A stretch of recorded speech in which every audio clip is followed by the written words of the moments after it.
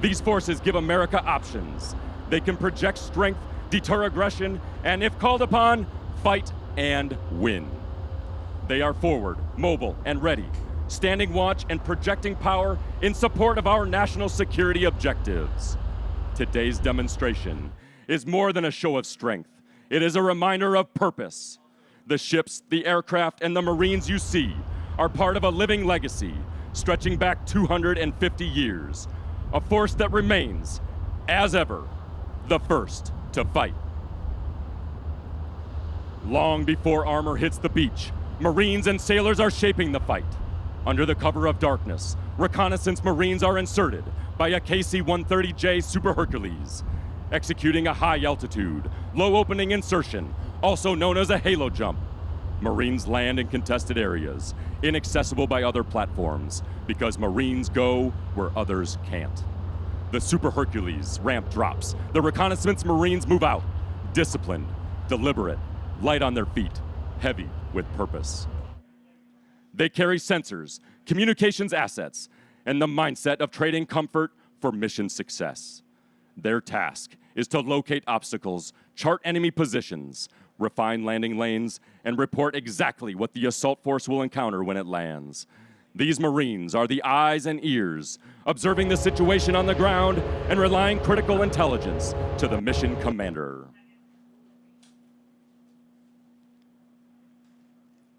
Simultaneously, a SEAL team employing a dry combat submersible take the beach undetected, infiltrating the area of operations. This mission: confirm enemy disposition, identify obstacles, and establish a landing zone for follow-on forces.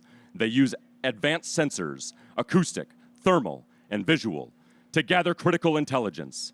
This is a direct descendant of the scout swimmers used in World War II, but with exponentially increased capability.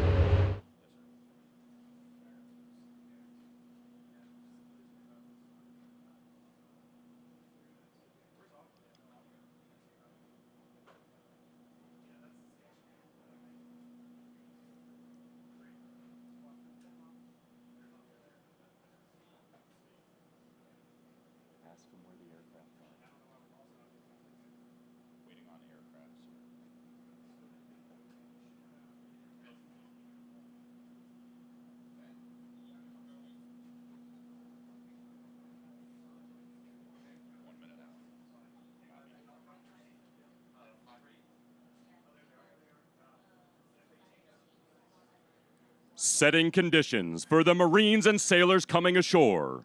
Aviation assets conduct strikes on enemy positions, thinning the enemy formations and distracting from the coming insertion of additional Navy SEALs.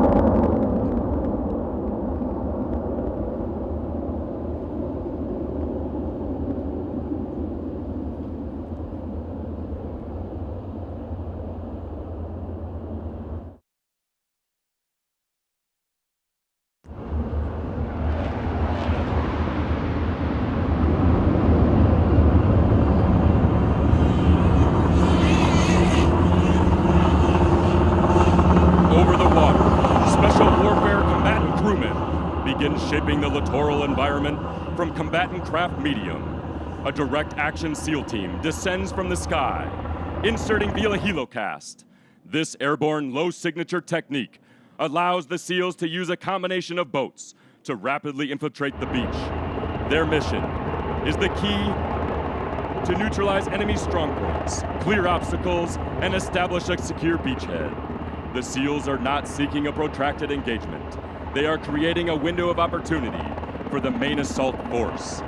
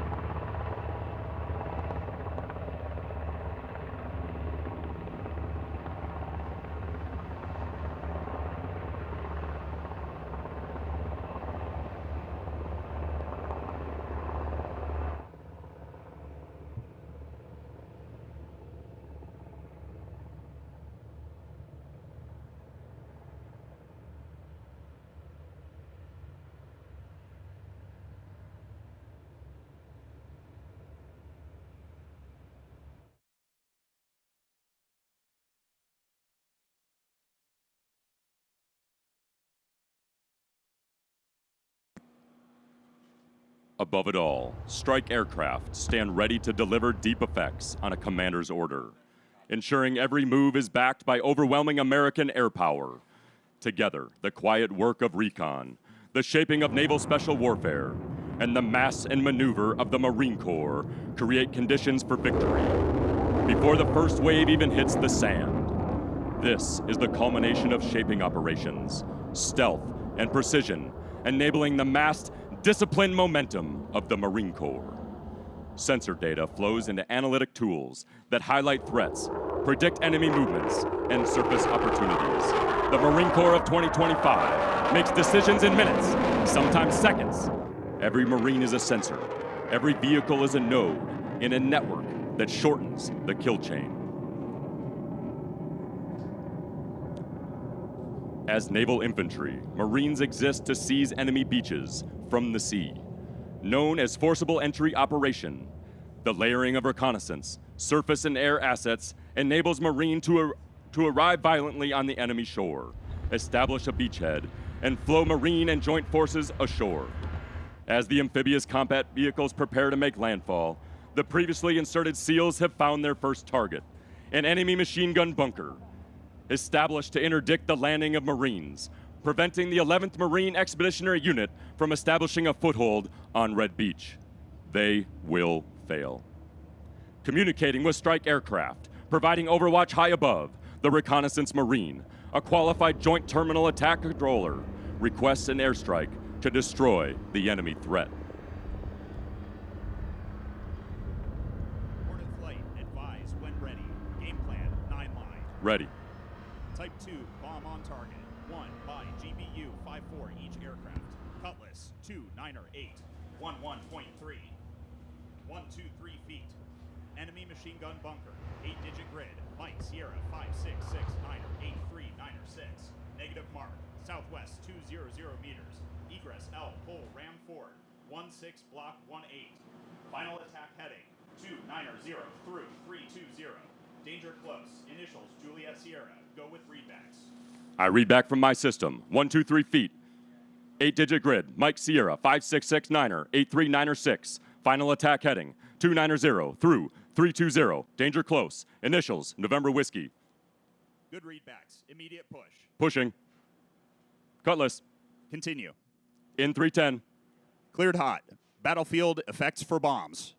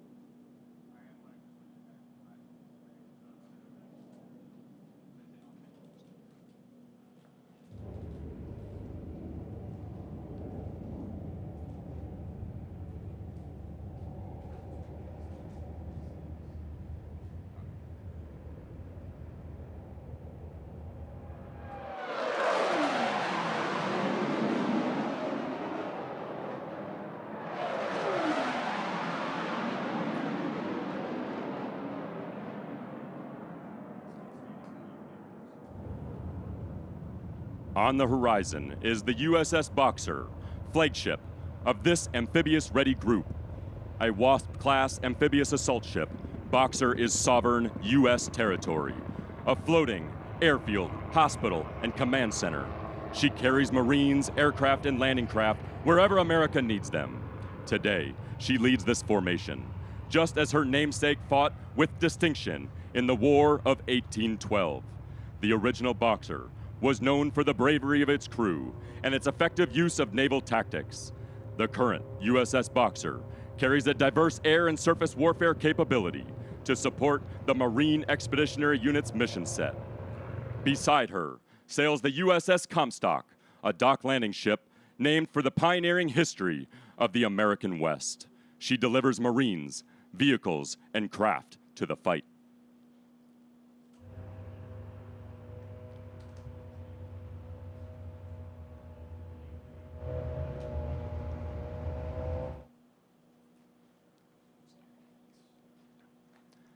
At H-hour, the exact synchronized moment when the assault hits the beach, the ocean transforms into a battlefield.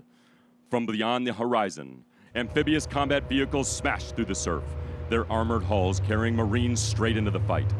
Expeditionary and modernized in design, the ACV integrates with naval shipping and ship-to-shore connections. The ACV's ability to use the ocean and waterways to carry Marines and equipment make it well-suited for a variety of operating environments. The ACV is lethal, balancing performance, protection, and payload, enabling it to support stand-in forces in the Pacific.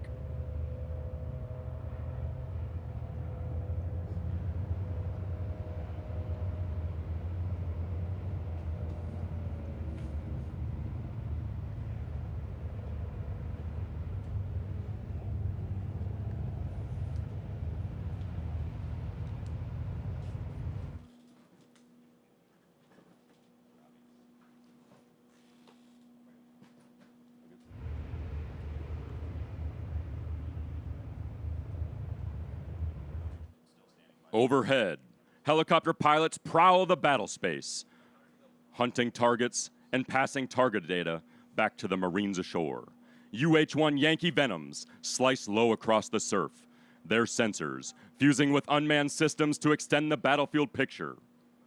AH-1 Zulu Vipers orbit like bird of prey, digitally linked to advanced sensors on air, land, and sea. Every rocket, every burst of 20mm fire is synchronized across the kill web. Precision, speed, and shock brought together in one fight.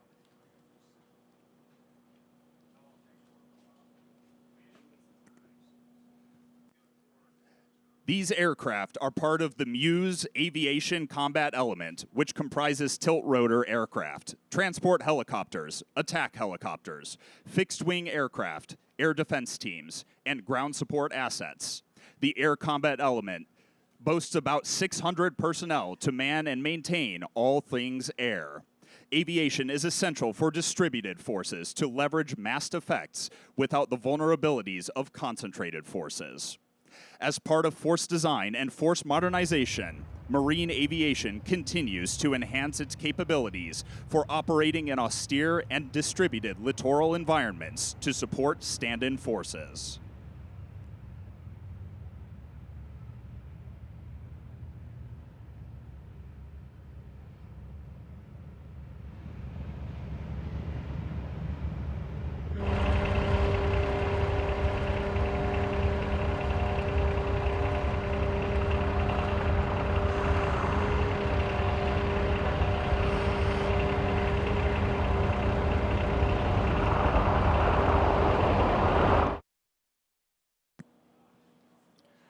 CH-53E Super Stallions roar in low.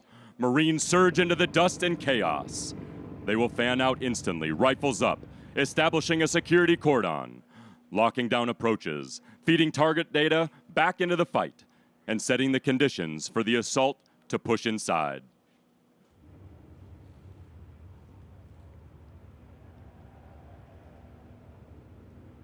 Marines never enter a fair fight. Well before the actions on the objective, Marines have set conditions for victory through training, planning, and technological overmatch.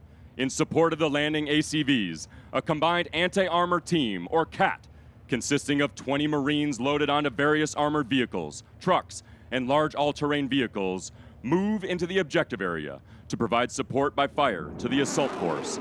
Comprised of two sections, the CAT consists of a joint light tactical vehicle, gun trucks that are modern, armored, and capable. Outfitted on these JLTVs are heavy weapons, M250 caliber machine guns, M240 7.62mm machine guns, and Sabre missile systems.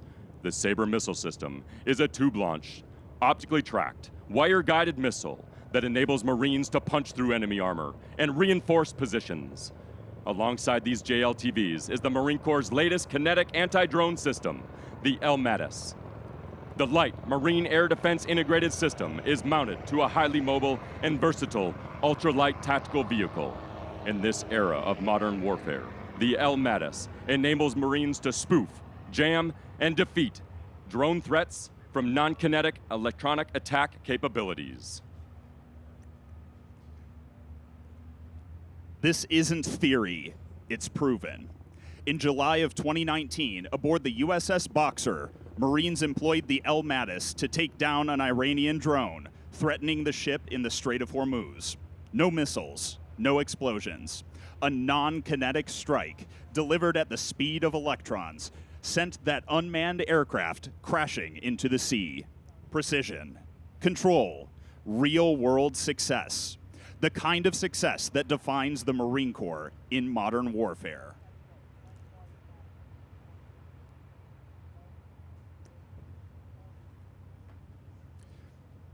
The Marines aboard the ACVs represent the ground combat element. The GCE is comprised of a battalion landing team, a reinforced infantry battalion with significant combat power. The ground combat element has the greatest number of personnel within the MU at approximately 1,100 Marines and sailors. Representing a balanced fusion of modernity and Marine grit, the Marines of the ground combat element embrace emerging technologies to outpace future threats while relying on timeless, battle-proven methods to fight and win. As the infantry-centered core of the Marine Air Ground Task Force, the ground combat element will harness robotics, artificial intelligence, and advanced sensors to expand reach and tempo across the multi-domain battle space.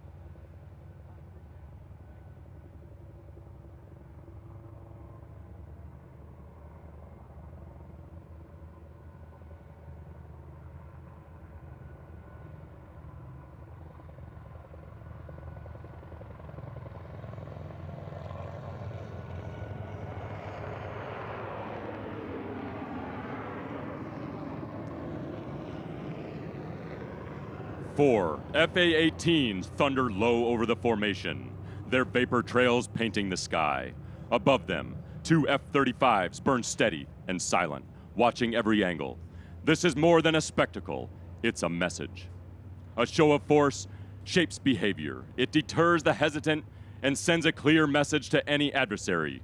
We can see you. We can strike you. And if need be, we will. Supporting Marines on the ground, compressing decision time for the enemy, and creating a deadly air-ground dilemma.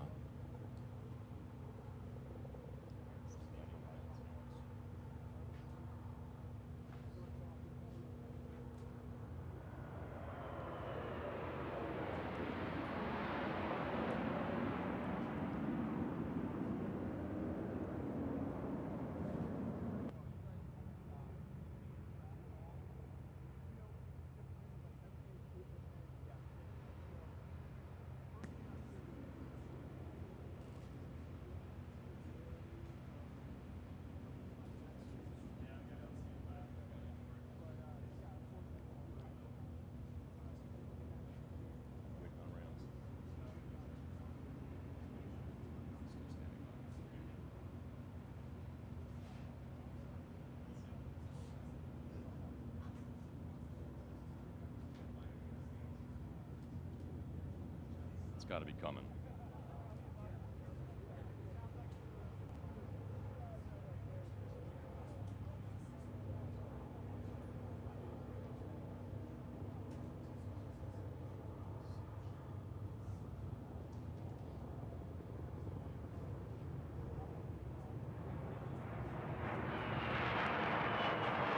High above the battlefield, the sky erupts into an integration of generations. FA-18 Hornets carve aggressive turns, climbing and diving, pushing the fight with raw speed and agility. From above, stealthy F-35 Lightning IIs lock on, their sensors fusing every moment into digital battlespace. What you're watching is more than a dogfight. It's Marine Corps aviators creating air superiority. This allows ground forces to seize and hold the objective, Hornets and Lightnings, proving that the modern fight, dominance comes from teamwork across the spectrum. Fast, lethal, unstoppable.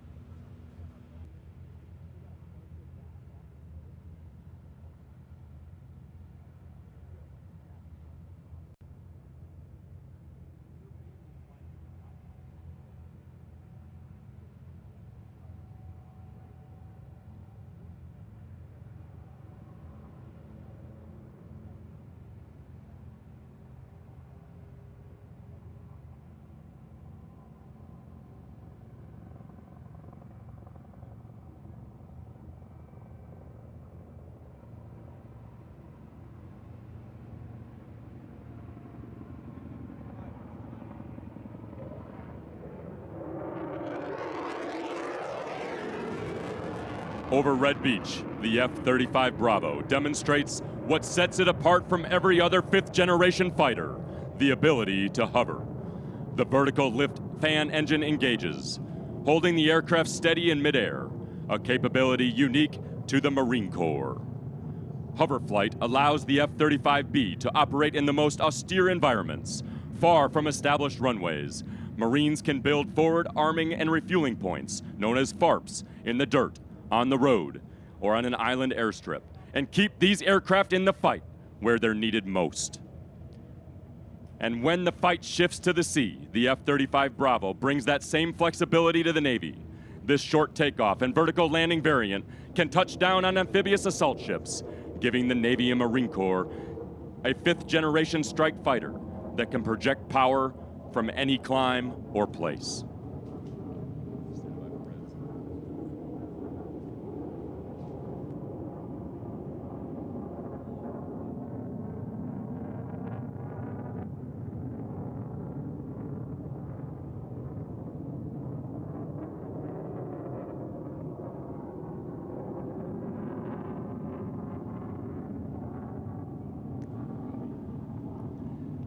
Amphibious combat vehicles ramps drop as Marines surge into the fight.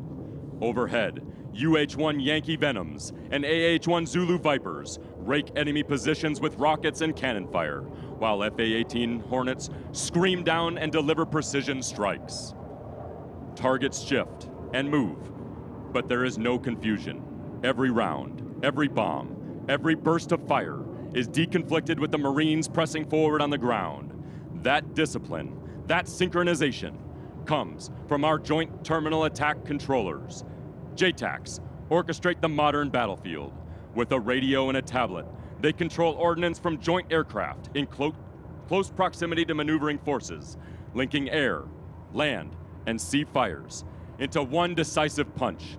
And the Marine Corps doesn't just employ JTACs for ourselves. We provide them to the Joint Force, setting the standard for precision, integration, and battlefield control. With fires synchronized, the battalion landing team presses into the objective area. Squads pushing through breach points, clearing house by house, street by street. Every corner secured, every building taken, until the objective is seized.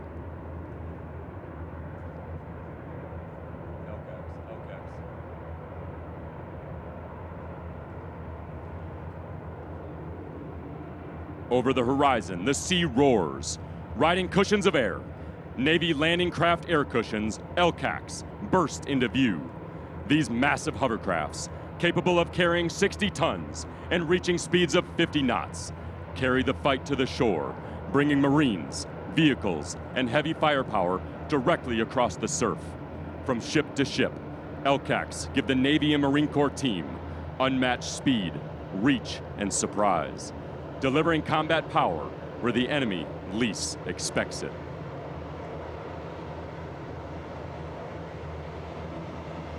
The Navy does more than bring Marines to the fight. It sustains them. Ships offshore purify water, generate power, provide medical care, and deliver ammunition. Without sailors, the fight ashore would falter. With them, it endures.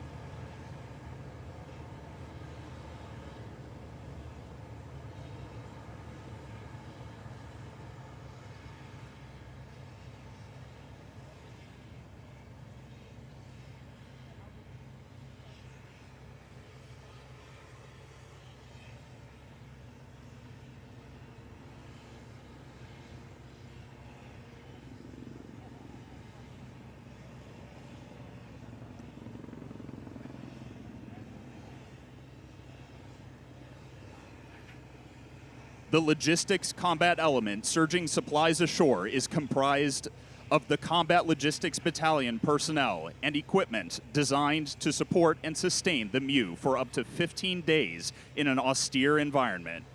The logistics combat element also provides service support that includes postal, medical, dental, supply, explosives ordnance disposal, fuels, and more. They accomplish this with just 300 Marines and sailors.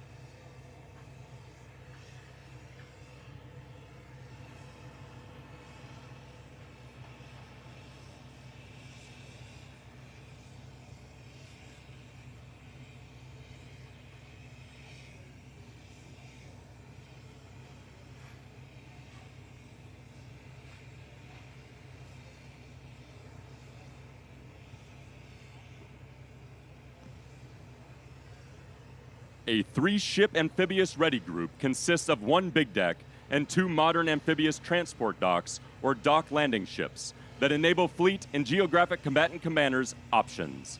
This formation operates independently or in aggregate, and the sea-based Marines can be tailored for a wide range of missions conducted from ship to shore. The amphibious ready group and Marine Expeditionary Unit is always present and always ready to project sustained combat power ashore, exactly when and where the joint force needs it.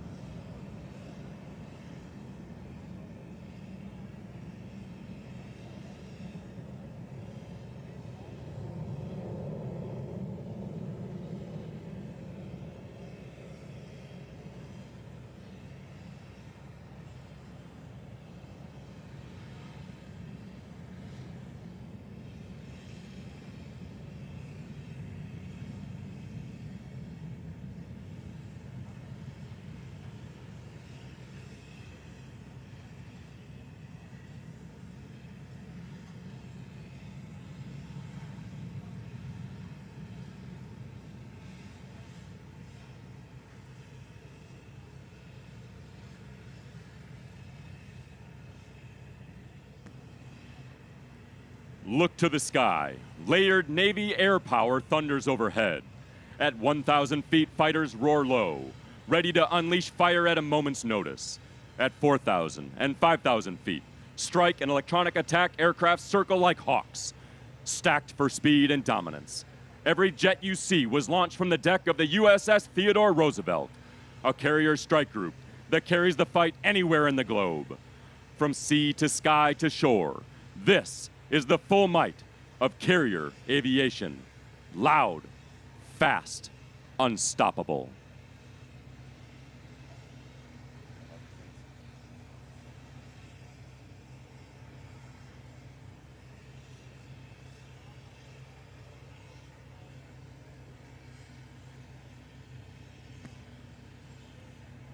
As Carrier Aviation owns the skies and Marines press inland, the Navy sustains the fight.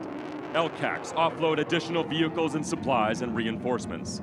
Every load extends endurance. Every delivery builds momentum.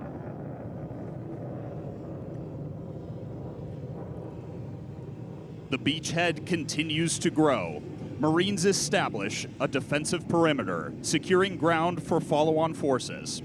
Landing craft deliver artillery and vehicles. Light armored reconnaissance pushes inland, striking quickly and generating tempo.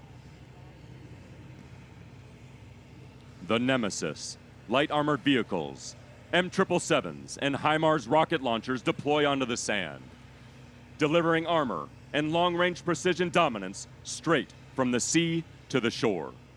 The Nemesis is a ground-based offensive anti-ship capability that contributes to the fleet's ability to achieve sea control, sea denial, and defense against maritime threats.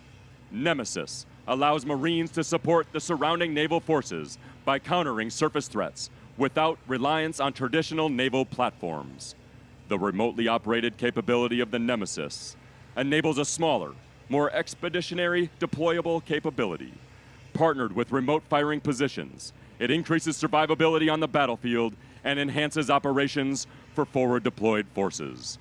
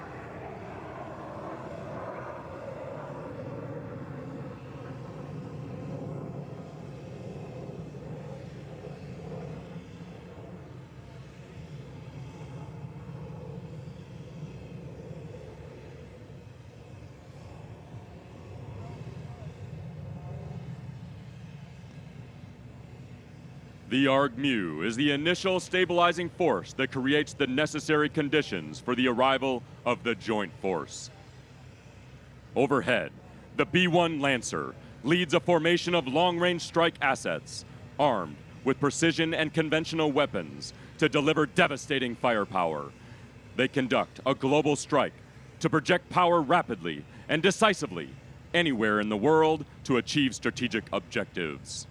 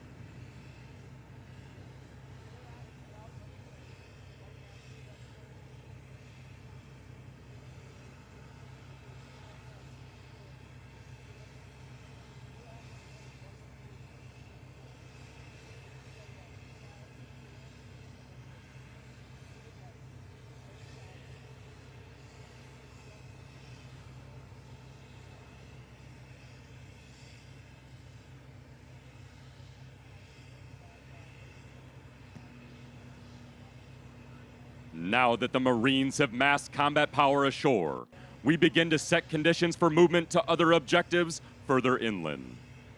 The King of Battle arrives. M777 howitzers are emplaced and prepared to support ground maneuver.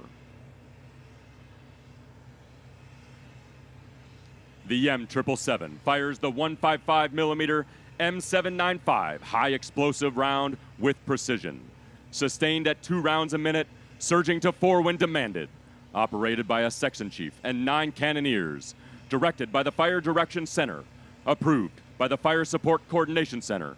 This is not only steel and power, it is calculation and courage, timing and trust, the quiet math that makes thunder purposeful.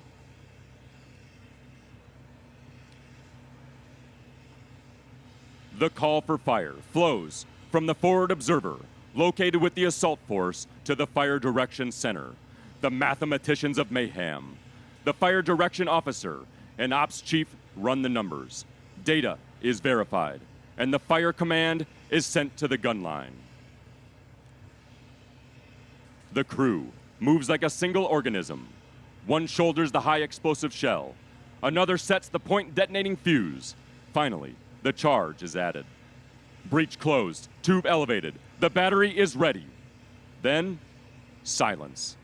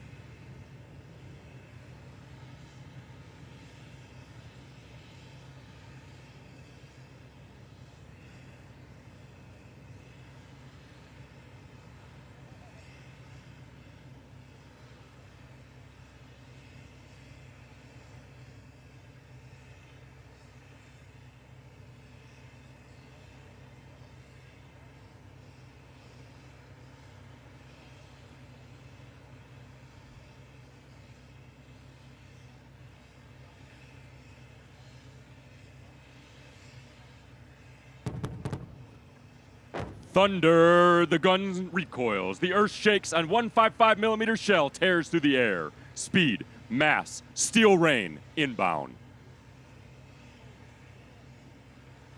Corrections flow. The crew repeats, the rhythm builds. 1, 2, a metrodome of steel. Fire, sustained, pressure unrelenting. Motor T waits with fuel and trucks. Comms log every shot. Battalion commander. XO, gunnery sergeant, first sergeant, eyes sharp, watching the battlefield transform.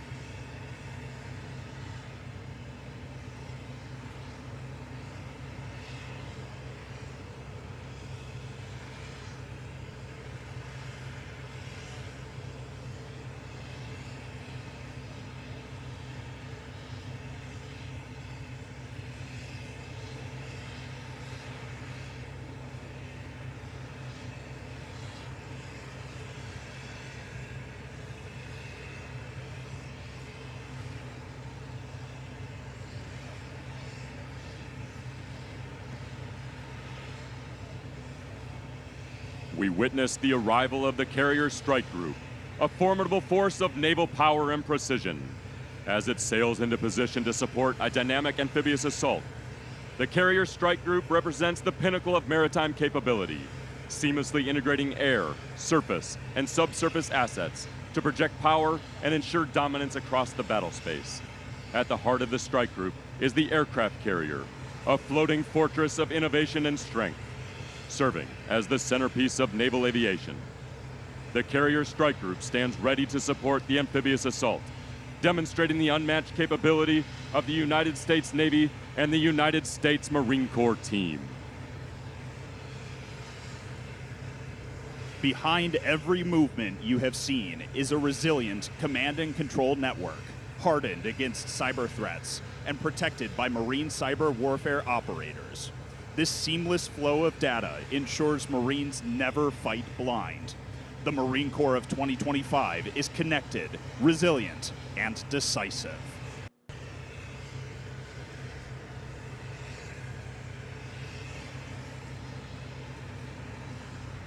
This choreography of warfare is directed by the Marine Expeditionary Unit Command Element. The command element, comprised of approximately 200 Marines and sailors, is led by the Marine Expeditionary Unit Commander and supporting staff. They exercise command and control over the Aviation Combat Element, the Ground Combat Element, and Logistics Combat Element.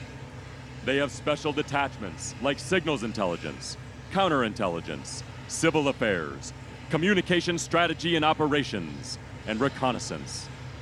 From flintlocks to fifth-generation fighters, from wooden decks to steel carriers, the Navy and Marine Corps continuously evolve, but their fighting spirit endures. The message is simple. The Navy and Marine Corps team is ready. Ready to deter, ready to fight, ready to defend the homeland.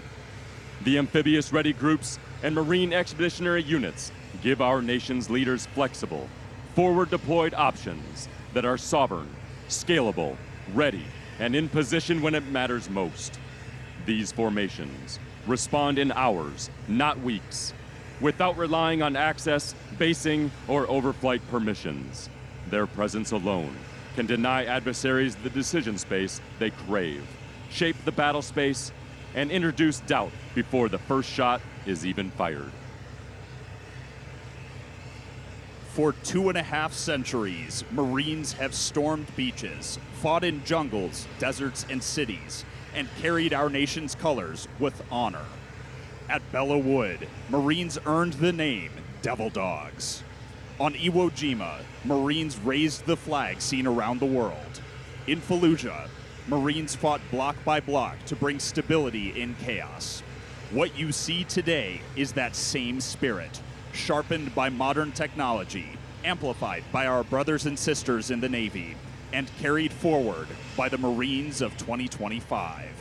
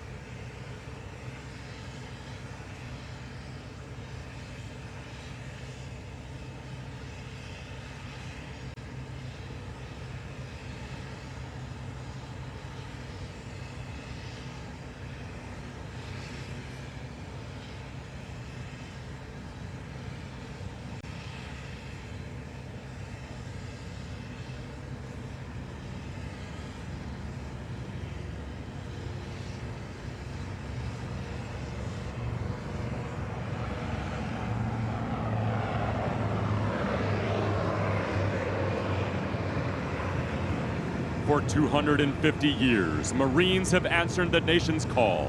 Today, we honor that legacy. From distributed maritime operations to precision long-range fires, from amphibious assaults to cyber defense, the Navy and Marine Corps team is equipped to win. This is the raw strength of America. Ladies and gentlemen, this is our nation's 911 force.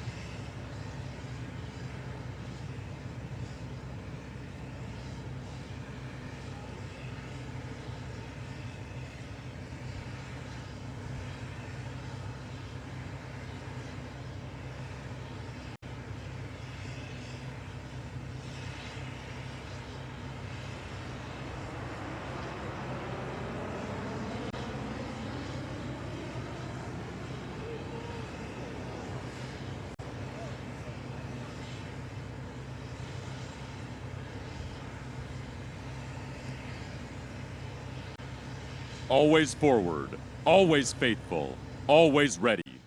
Ladies and gentlemen, your United States Navy and United States Marine Corps.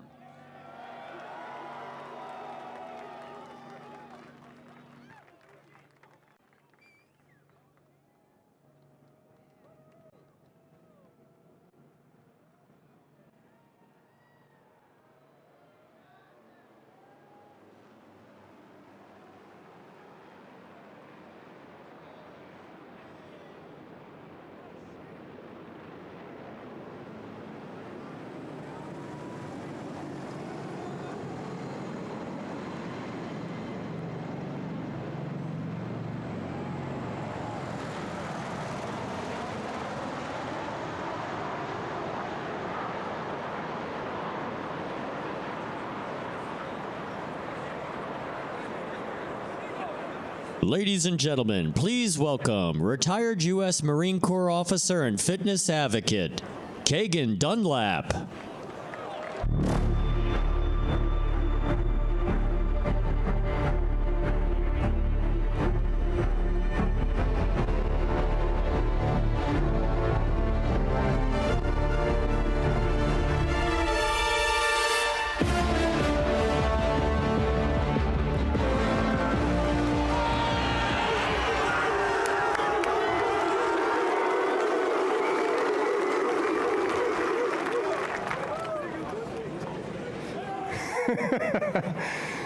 Look familiar?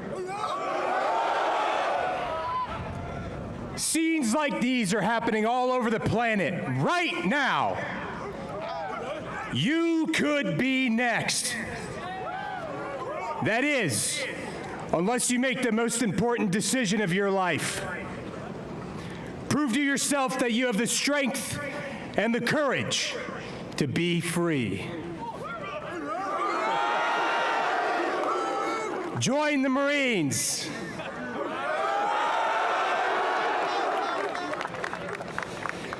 Oh, man. I was hoping that some of you would get that reference. I'm glad some of you did. So 250 years ago today, or not today, but this next coming month, this year, Captain Samuel Nicholas and his friend Robert Mullen started recruiting Marines in Tun Tavern in Philadelphia, Pennsylvania. Little did they know that the United States Marine Corps would become known as one of the greatest and most respected fighting forces that the world has ever known. The people they recruited weren't Superman.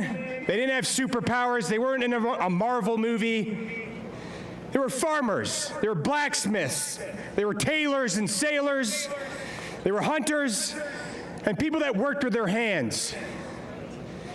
These people stormed ships, they seized forts, and they stared down the world's greatest navy, which at the time was the British Navy. We didn't offer them riches, we didn't offer them glory, but we did offer them the opportunity to become part of something that was much greater than themselves. Today, when I look out at all of you, I see a bunch of people from all over the world, from all over the United States of America, from all over everywhere. Some people might be from California, there might be some people from Indiana, maybe some from Alaska, maybe some from Hawaii. Some of you may have grown up with lots of money. Some of you might have grown up poor. Some of you might have parents. Some of you might not have parents. But guess what? All of us are here for a reason. We are a family. That's what brought us together. One of the greatest parts about this organization is that we don't care who you are, what you look like, where you're from, what your experience level is, but you are welcome here if you can earn it. And believe you me, you have to earn it. Just like what Sergeant Dakota Meyer said, it's not given. You have to work hard for it. And anything valuable that I've found in my life that I've earned was something I had to work very hard for. And that's just been my personal experience. Now, like I said, when I look out on all of you, I see my brothers and my sisters. You are all family to me. And as far as I'm concerned, we bleed the same blood. We're from the same timeline. We're from the same DNA line as far as I'm concerned. And come hell or high water, we need to support each other. We have to. Because one day, we are going to go to war again. And when that happens, the only people you're going to be able to rely on is that Marine or sailor to your left and your right.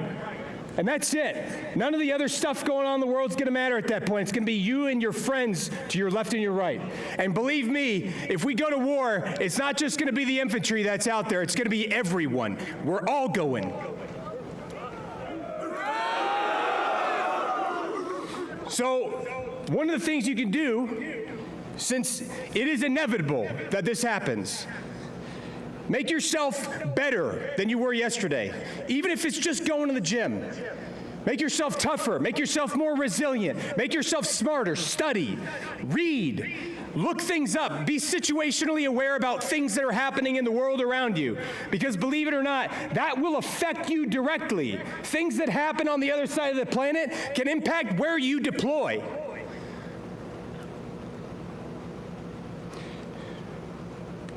Now, 250 years is not an accident, all right?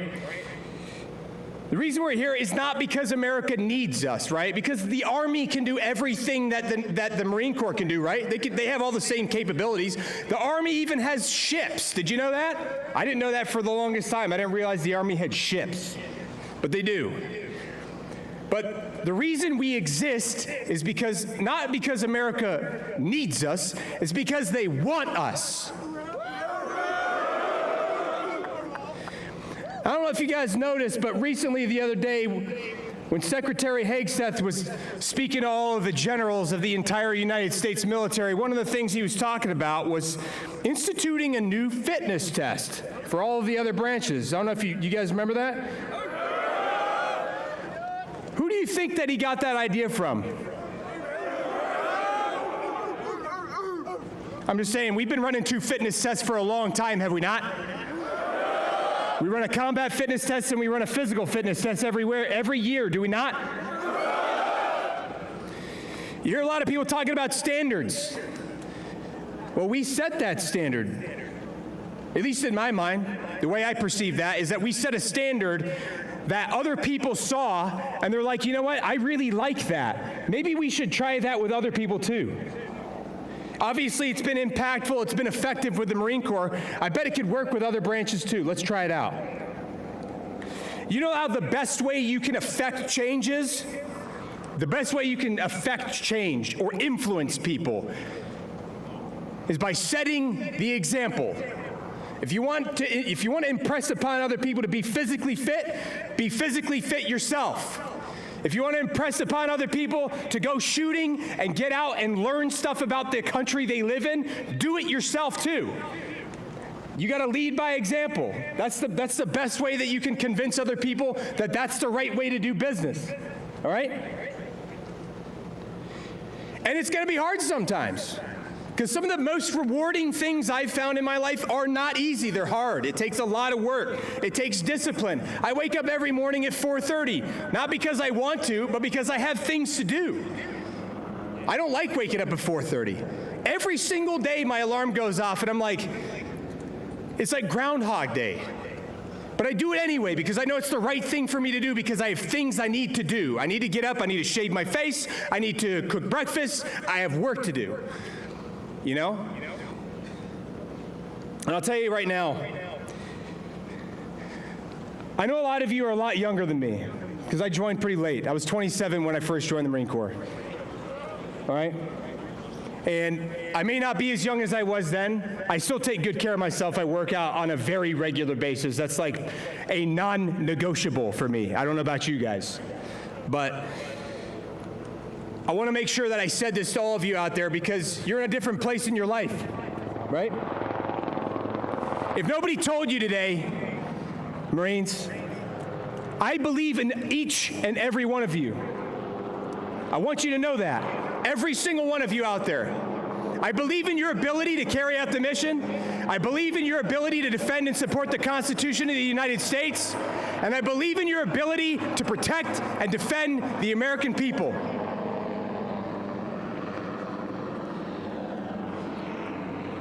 I'm not going to see any of you next month probably because it's November and I can't be here at that point. So because I'm not going to be here in November, I want to wish you all a happy birthday and Semper Fidelis.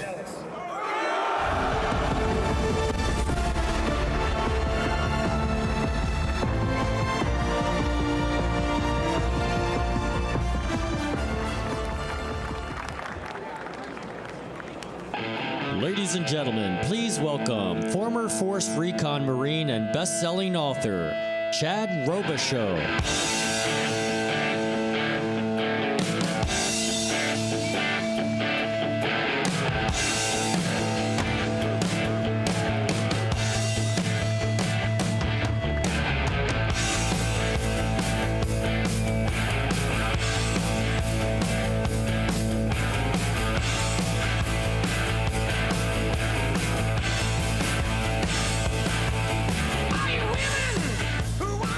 Good afternoon, Marines. What an absolute honor to be here celebrating 250 years of Marine Corps badassery. And I don't know if you guys enjoyed that demo, but that was either the best recruiting content that the Marine Corps is going to have for many years, or the strongest message to our enemies to never test the capability and ferocity of the United States military. It's also an honor to be opening tonight for the Vice President of the United States of America, J.D. Vance. How cool is that? If you guys don't know, by the way, he is a United States Marine. Standing here among each of you is a very surreal feeling. I represent multiple generations of warriors in my family from World War I, World War II, Korea. My father was the first Marine in our family, serving as a rifleman in Vietnam. Myself and both of my sons, also Marines. One of which also served in Afghanistan. But I have to be honest, while I've had the opportunity over the years to serve and speak to thousands of Marines through my work at Mighty Oaks Foundation, today I struggle with feeling worthy to stand up here and address you all. Not because I don't have anything to say, trust me, I have a lot to say, but because of the weight in knowing that so many have paid such a heavier price on the altar of freedom than myself. Marines, we stand on the shoulders of giants, of titans. And as I stand here on Delmore Beach, I feel very pressed to inform you that this wasn't always a place for special events. Delmar was once a place where Marine recon candidates, ropers as we call them, would come here and get crushed in that frigid surf over to our left. In the sands of this beach right here are the remnants of lots of sweat and blood, my own included. And I recall laying in that surf zone next to an always grinning Foster Harrington. Foster and I served together for 10 years.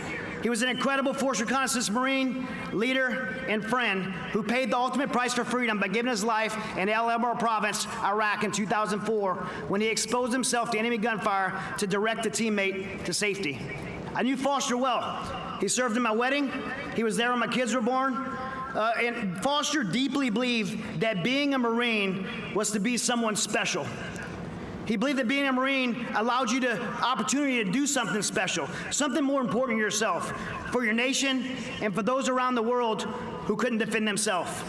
You all felt that same sacred feeling when the moment your drill instructor pressed that EGA into your palm of your hand when you finished your crucible.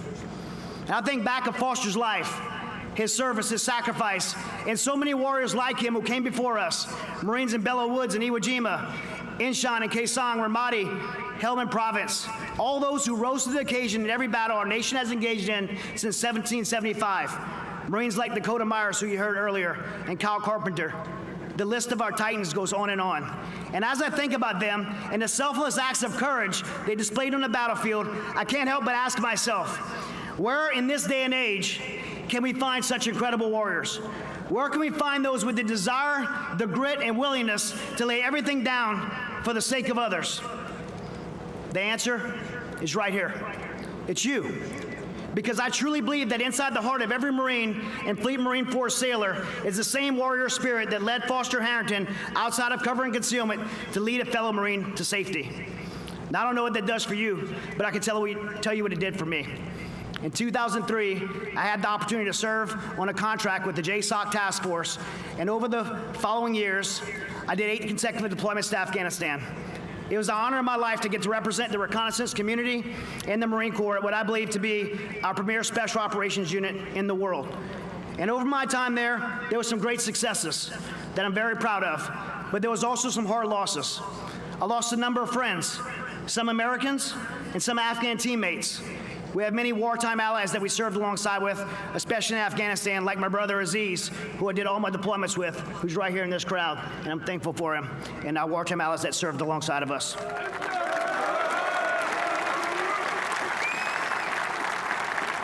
Like many warriors before us, I came home and struggled with many of the same experiences. I dealt with debilitating panic attacks, anxiety, depression, and it almost cost me everything, to include my family and a personal battle with becoming another veteran suicide statistic. There are a lot of things that played a role in my recovery. Friends, family, getting active again, but nothing was more profound than the restoration of my faith and committing my life to Jesus. The Marine Corps calls this our spiritual pillar, and is the foundation of our pillars of resiliency. And through that decision, I found restoration, I found hope, and I found purpose. And when I came to a place of clarity, I looked back to Foster Harrington and others like him, and I thought about their lives, and I thought about their sacrifice, and I became both convicted and challenged to live my life to the absolute fullest and live it with purpose, to not mourn their death, but embrace the life and freedoms that they died for. That's part of being here with you today. Passing on the lessons from one generation of Marines to the next, 250 years in and still going. Life as a Marine is hard, but being a Marine is special because it is hard. And as a Marine, you will be asked to do hard things. But when it gets hard, you can always look back and remember those who came before you. We have an incredible heritage of legends like Foster Harrington to learn from. Those who challenge us to dig in when we're called to do the impossible. And respond with the words we read in Scripture from Isaiah 6:8. When asked, who shall I send and who will go for us? And I responded, here am I, send me. Marines and sailors, never in my lifetime, and I've been around this gun club for 30 years now, never in my lifetime have we been more supported by leadership from the top. You have a president and vice president who love you, believe in you, and I can tell you from being in D.C., behind the closed curtains, they're doing everything they can to support you. You have a Secretary of War, and by the way, I love that Secretary of War. I don't know if everybody else feels the same way, but I I don't like being on defense. I like being a war fighter. But we have a Secretary of War, Pete Hegseth, who I love, by the way. But based on his PT scores, I think he should have been a Marine. I don't know why he chose to be in the B team, but nonetheless, we love him. He's an incredible leader, and he is focused on our readiness, our lethality, and supporting you to do your jobs. We are blessed and equipped, and this is a time to celebrate. So happy 250 years of being part of the greatest fighting force the world has ever known, the United States Marine Corps. Semper Fidelis, God bless you. Hoorah!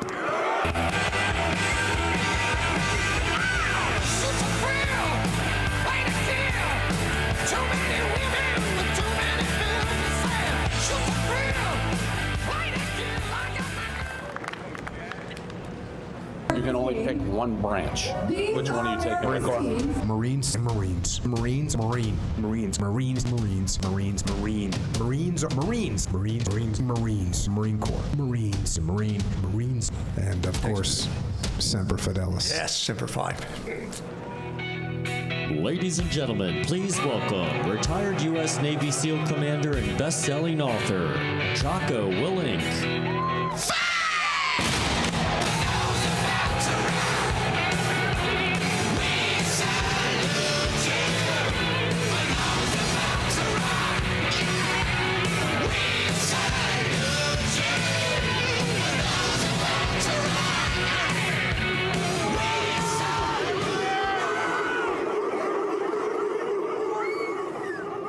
Marines! All right, Marines, I want to let you know that I consider you to be my brothers. And I want to tell you why that is. First of all, it's because I grew up in the SEAL teams down in Coronado, and we came up here and worked with Marines all the time throughout my career. I did workups right here at Camp Pendleton, did hydrographic reconnaissance on Red Beach. Yeah, hiked up Las Pulgas Canyon, launched boats out of the Del Mar Boat Basin, get some. And working with the Marines back then, that's when I first learned about the professionalism and the expertise of the Marine Corps. But when the war started, I had the honor of seeing Marines in action, real action. Specifically for me, in the Battle of Ramadi in 2006, fighting alongside 3-8, 1-6, Anglico, I saw with my own eyes the glory that is the Marine Corps. Now, it was the 3-8 Marines, Lima Company, that showed us the ropes when we got to Ramadi. They taught us the tactics that they were using. They briefed us on how the enemy fought. They took us on patrols to familiarize us with the AO.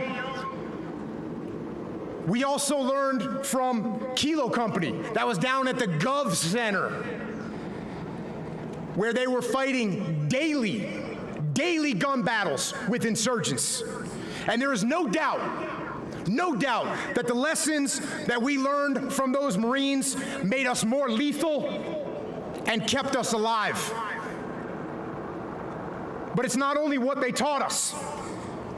On many occasions, Marines aggressively answered the call and provided QRF and fire support that crushed the enemy and got my SEALs out of some pretty rough spots. And we, in the SEAL teams, will never forget that. We also conducted countless operations with Anglico. We patrolled streets with them. We cleared buildings with them. We set up sniper overwatch positions with them. And they were outstanding Marines in every respect. But this was a tough deployment. Soldiers and Marines were wounded and killed in Ramadi every day. We were fighting against a demonic and determined enemy. An enemy with no rules of engagement, no respect for the civilian populace, and no value for human life. And one day, after some of my SEALs turned over a rooftop position to our Anglico brothers, one of those men, Corporal Chris Leon, who was a complete stud of a Marine, he was shot and killed by a single wretched enemy bullet. And Chris Leon was the first Anglico Marine that was killed in Iraq, and he died doing his duty, scanning for the enemy and protecting the troops on the streets below.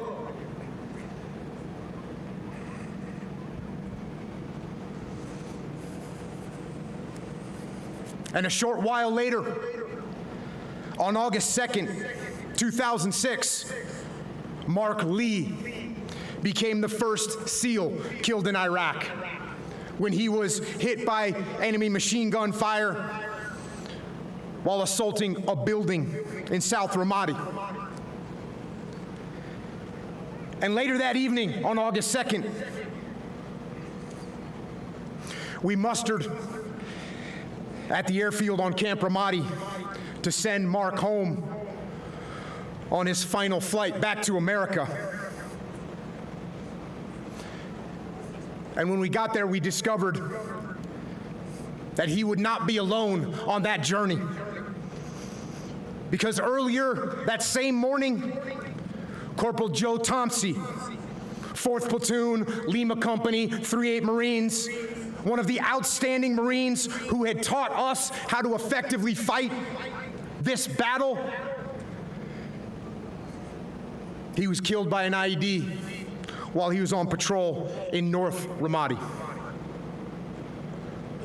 So, we, SEALs and Marine, together, bonded by blood as brothers, we stood side by side and loaded those two fallen warriors onto a Marine Corps CH-46 for their last flight home. And many more brave souls made the ultimate sacrifice on that brutal battlefield.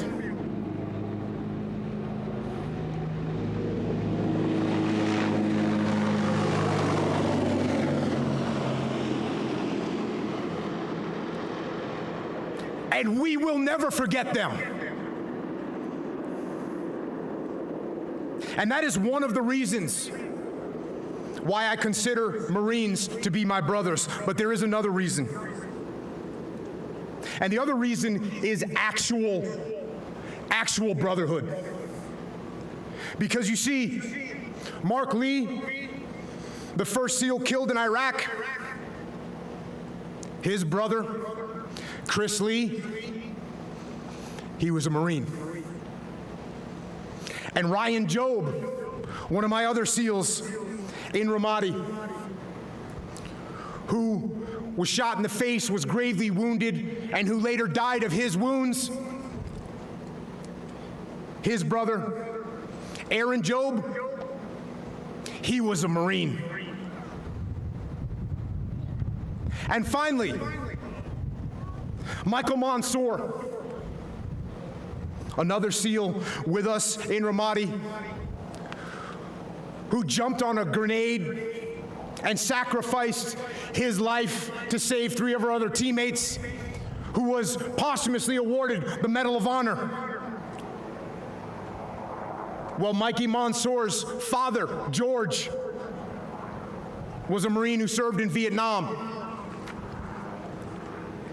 And Mikey's 2 brothers, both of his brothers, Joe and Jim, they're also Marines.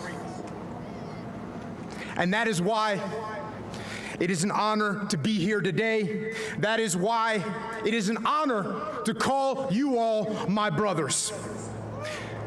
And that is also why I know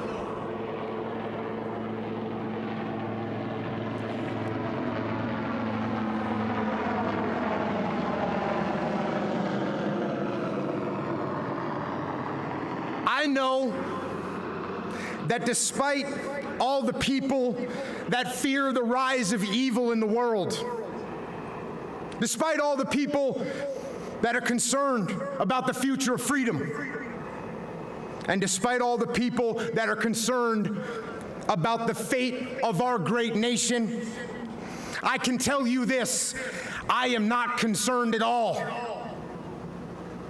Because I know that no matter what happens, there are some men. There are a few good men and women called Marines. And I know that you will never back down. I know that you will never surrender. I know that you will uphold the ideals of this blessed country. And I know that with fire and steel and sweat and blood, you, every one of you, will uphold the heroic ideals of the United States Marine Corps. And that's what I got, Devil Dogs. Happy birthday, guns up, Semper Fi!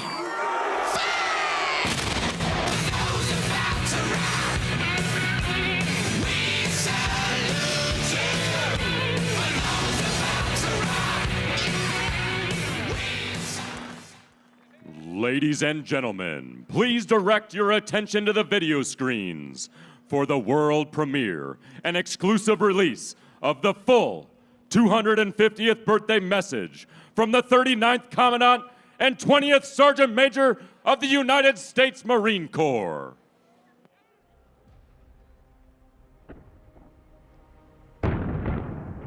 Since the birth of the Corps, we have answered the call.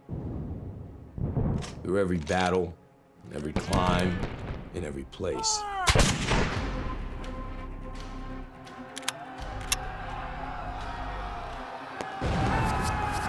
No matter the odds, no matter the obstacle.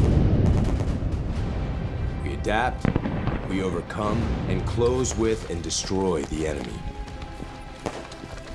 We know the future will not be the same, but the one thing we know will always remain is the Marine.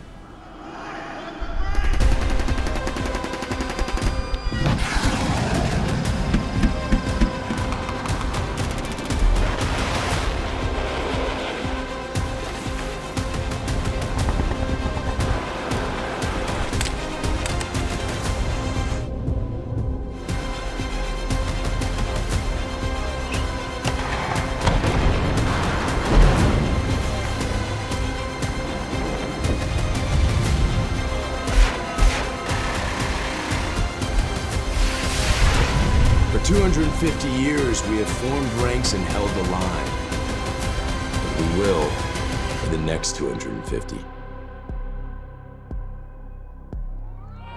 Marine Corps is a far-flung organization.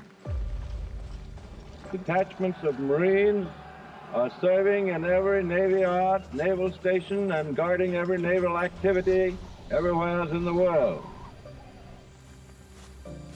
I've visited a great many of those places. Everywhere I heard expressions of goodwill towards the Marines. Everywhere I observed the friendly relations existing between the people and the Marines. For 2.5 centuries, we have shouldered the responsibility of freedom on behalf of our nation. Every battle fought and every sacrifice made has been etched into our legacy. We're Marines. We always find a way to work things out. No matter what happens anywhere, we can make something happen that'll turn the tide of battle. We are that adaptable to whatever the situation is. We trust our corporals with more responsibility, our lieutenants with more responsibility, our lieutenant colonels with more responsibility than any other branch of service, because we do more with less. There's no other branch that can do that. It's by far the greatest institution still in my mind on the face of the planet, because not everybody can be a Marine. You have to earn the Eagle, Globe, and Anchor. And I think that's what attracts the type of people that the Marine Corps has. Every Marine who has earned the Eagle, Globe, and Anchor bears a responsibility that stands the test of time. To the Marines, past, present, and future. We don't join the Marine Corps. We are the Marine Corps.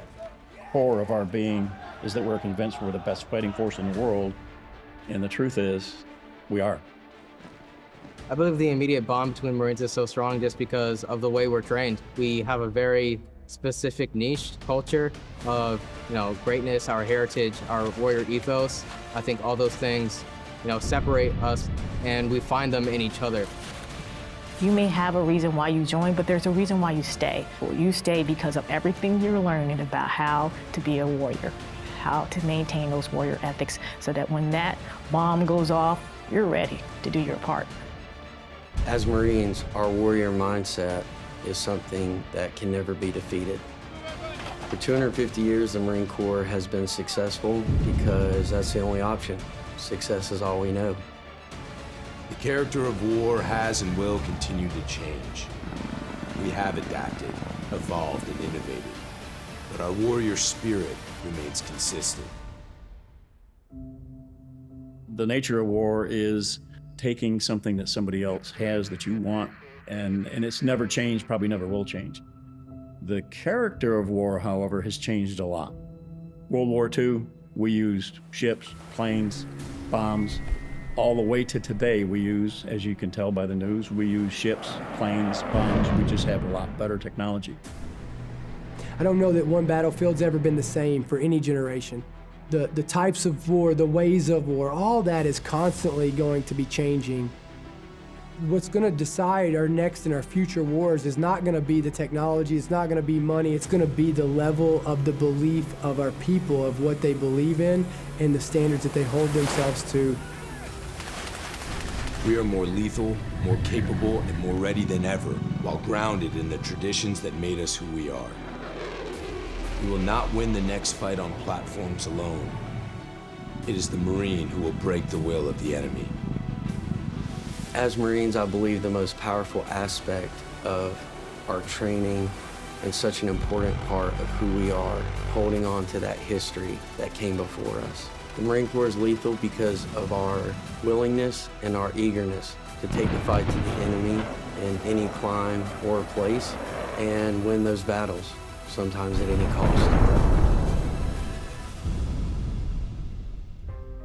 Our history is not only a story of battles won, it is a story of people, of commitment, of family.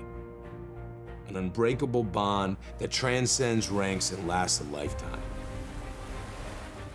I think the only way to honor them is to live a life that's worthy of their sacrifices. And the only way that you can do that is by going out and being the best that you can be, by going out and by still upholding those standards as a Marine, by celebrating them, by telling their stories and giving the next generation some legacy to live up to.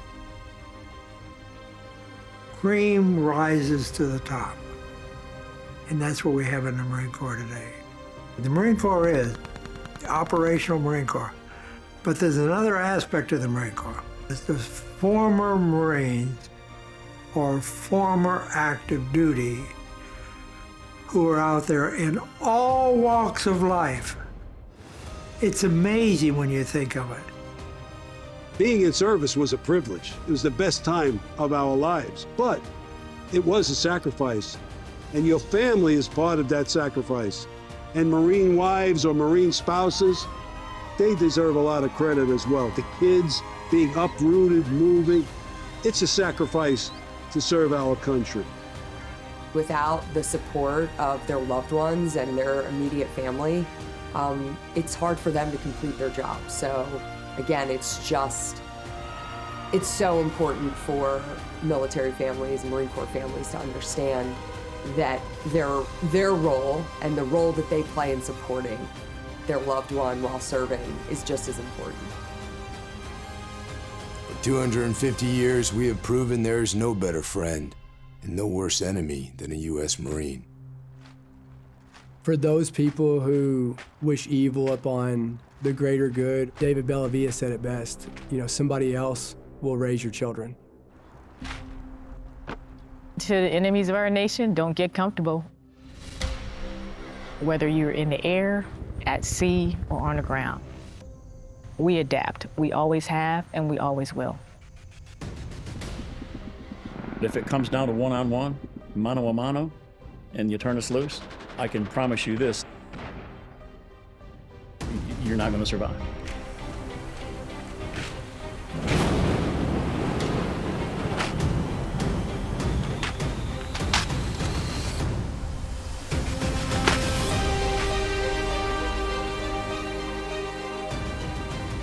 From our first amphibious landing at Nassau, to the black sands of Iwo Jima, to urban combat in Fallujah, our Corps has come a long way since Samuel Nichols first took command of 2 battalions at Tun Tavern. Though weapons, platforms, and technology continue to evolve, our individual Marines' grit, discipline, resolve remain our decisive advantage. For 2.5 centuries, Marines have preserved our legacy as America's premier expeditionary force, because we are forward, ready, and lethal. When the moment a Marine earns their Eagle Globe and Anchor, they inherit a rich tradition of honor, courage, and commitment, a legacy that is etched on our souls forever. Our history is one of winning our nation's battle, and make no mistake, we will be called to fight again. We will be ready, and we will win. Since our foundation, we have fought in every climb and place, upholding our oath and preserving who we are, the few and the proud. But we cannot break stride. We must continue to train for the next fight, because victory will go to those who seize the initiative, impose their will, and never yield. The pursuit of excellence in the profession of arms is our heritage, forged by an unbreakable fighting spirit. The memorial behind us stands as a testament to that fact. We stand on the shoulders of the giants that came before us. We must not fail them. The challenge is on all of us every day to uphold the standard that the title Marine demands. Happy 250th birthday, Marines. Semper Fidelis.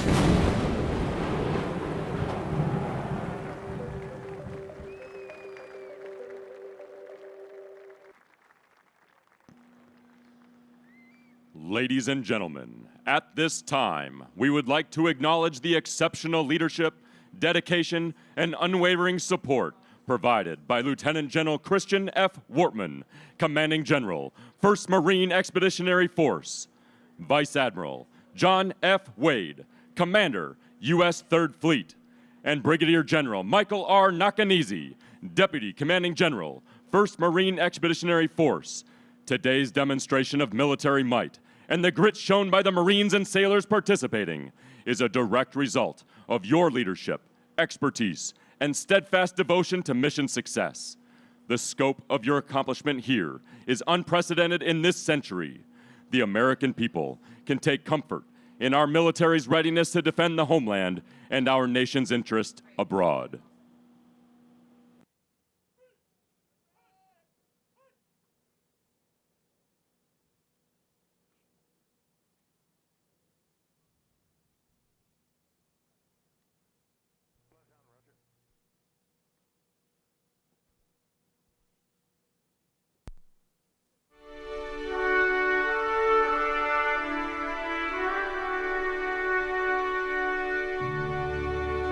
Ever since men and women have walked on the earth, they've dreamed of flying. They wondered what the birds could see that they could not. Even 500 years ago, artist and inventor Leonardo da Vinci dreamed of flight and made drawings of a flying machine. But it wasn't until 1903 that 2 brothers from Dayton, Ohio, Wilbur and Orville Wright, built a powered aeroplane and overcame gravity and taught the world to fly. And that's what we're gonna do today, Camp Pendleton. We are gonna fly! Good afternoon, ladies and gentlemen and boys and girls. The 2025 Beach Blast is about to begin. In the next few hours, you're going to see the Navy's precision parachute team, the Leapfrogs. You'll get a close look at the Navy's F-35C Lightning II, the Navy's first stealth fighter. We'll see the EA-18G Growler electronic warfare aircraft. we're going to see one of the most unique aircraft in the world, the tilt rotor, the MB-22 Osprey. We'll see a flag presentation flyby, and also we'll see the Marines' own F-35 Lightning II right here at the beach at Camp Pendleton. Come on, Marines, let's get some noise going. All of this in the air as we celebrate, as we aviate, and as we commemorate. It's a great day to wave the flag as we celebrate this 250th birthday of the Navy and Marine Corps. Ladies and gentlemen, the 2025 Beach Blast starts now. Hello, everybody. I'm Rob Ryder. I'm from Cincinnati, Ohio, and I am deeply honored to be able to bring you the action this afternoon here at the Beach Blast. In a moment, we're going to see coming overhead the U.S. Navy Leapfrogs. They are the precision parachute team of the United States Navy, all Navy SEALs. And we're going to get a close look at two versions of the United States military's Joint Strike Fighter, the F-35 Lightning II, the C model representing the United States Navy, and the B model that has replaced the AV-8B Harrier II is the Navy's premier, as the Marine Corps' premier short takeoff and vertical landing aircraft. Shortly, if you will look off to your right, you will see a C-130 Hercules from the United States Navy. And aboard are the members of the Leapfrogs. They will be jumping from about 6,000 feet. As they exit the aircraft, they will reach terminal velocity, 120 miles per hour, high and to your right. Just to the north of center point here at the show, there's that C-130. The C-130 Hercules has been around since the mid-1950s and continues to serve our United States military today and the militaries of a number of different countries around the world. Over 2,500 have been built, and they are still coming off the production line new at Lockheed Martin's Marietta, Georgia production facility. Jumpers are away. All of our jumpers originally learned the skill of military free fall as part of the extensive SEAL training pipeline prior to joining the operational SEAL team. SEAL team operators train extensively in tactical parachuting, providing the capability to penetrate denied or contested areas virtually undetected. Though today's demonstration takes place in broad daylight, these missions are typically conducted under the cover of darkness over both land and sea.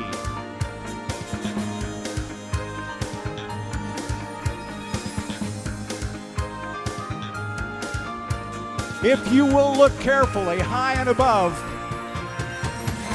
on the right, 3 parachutists have come together. It's a 3-stack. This daring maneuver begins at approximately 2,500 feet.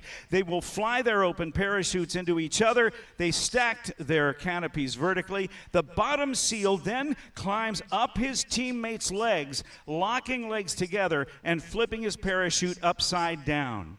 This display of teamwork and precision requires the bottom 2 SEALs to hold the formation together with their legs while the top SEAL navigates them to the drop zone.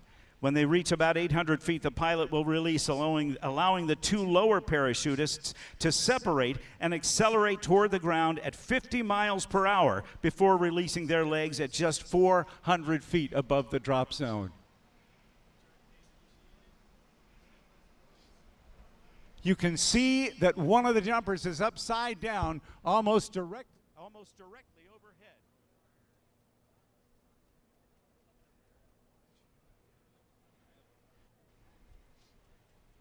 Check 1, 2.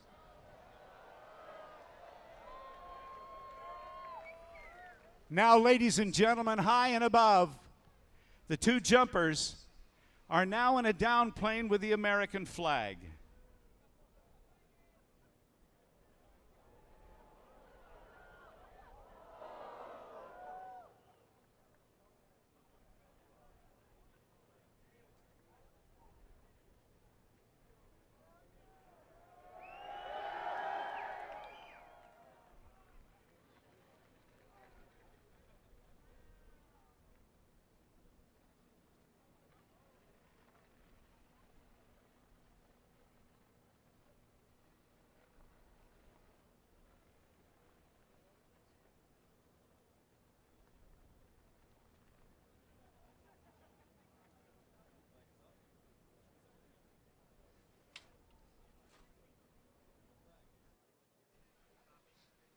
As the flag approaches the ground, we ask that you stand as the official presentation of the colors takes place, represented by members of the Marine Ceremonial Guard.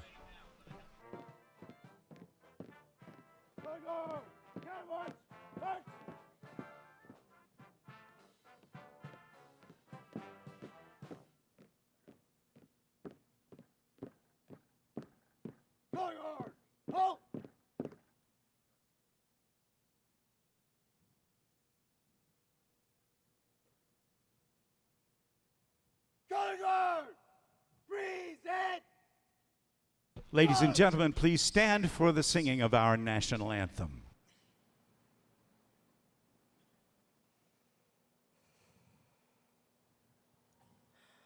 Oh, say, can you see by the dawn's early light what so proudly we hailed at the twilight's last gleaming, whose broad stripes and bright stars through the perilous fight o'er the ramparts we watched were so gallantly streaming, and the rocket's red glare, the bombs bursting in air, gave proof through the night that our flag was still there. Oh, say does that star-spangled banner yet wave o'er the land of the free and the home of the brave?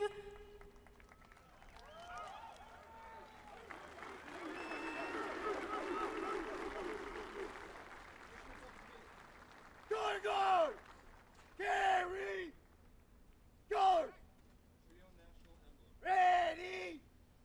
Cut! Guard, guard! Right turn! March!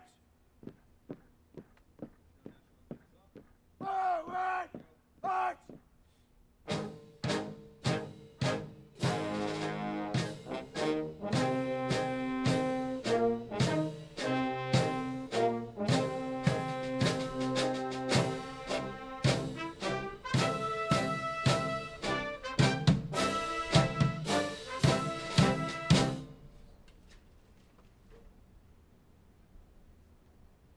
Hurry! Pass!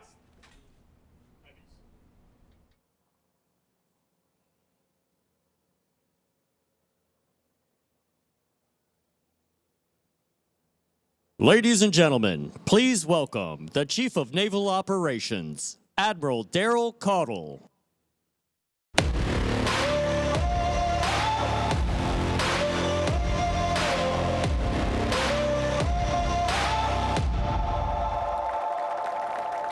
got that lightning inside me, son of a god. I'm like a titan that's rising on just you watch. All right. Well, good afternoon, Camp Pendleton. It is an honor to be here with the warfighters who make Southern California the front line of building, training, and delivering our maritime combat power.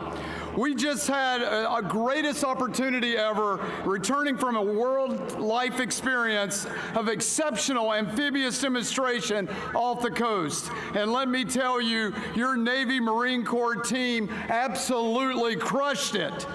Mr. Vice President, thank you for joining us today, witnessing firsthand the integrated strength of integrated sea power.